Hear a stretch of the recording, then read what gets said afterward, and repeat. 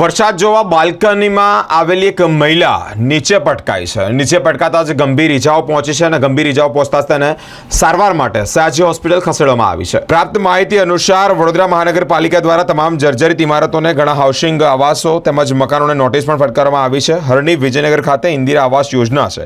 ત્યાં વરસાદ વરસતો હોય ત્યારે એ વરસાદને નિહાળવા માટે નૈનાબેન જાદવ જેઓ લગભગ 45 વર્ષની ઉંમર છે અને તેઓ બાલ્કનીમાં આવ્યા. જર્જરિત હોવાને કારણે જ આ બાલ્કનીમાં ઊભા રહેતાની સાથે જ બાલ્કની ધડાકાભેર નીચે પટકાઈ. મિત્રો, નીચે પટકાતાની સાથે જ નૈનાબેન જાદવને શરીરના ભાગે ગંભીર ઇજાઓ પહોંચી અને આ જ ઇજાઓ પહોંચતાની સાથે સારવાર માટે એસએસજી હોસ્પિટલ ખસેડવામાં આવ્યા છે. ગંભીર હોવાનું માહિતી સામે આવી રહી છે. નૈનાબેન નરેશભાઈ જાદવ. શું ઘટના ઘટી? એટલે ગેલેરીમાં હતા ને ઉપરથી ગેલેરી પડી. એટલે શું જોવા માટે ઉભેલા?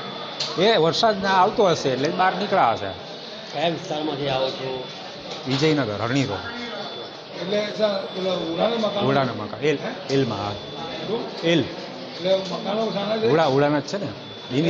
ઇન્દિરા આવાસ ઓલાવાળા એટલે વરસાદ જોવા નીકળ્યા હશે.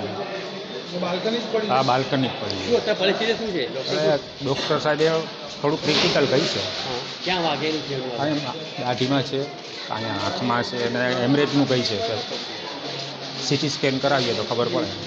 શું નામ તમારું? જીતુભાઈ.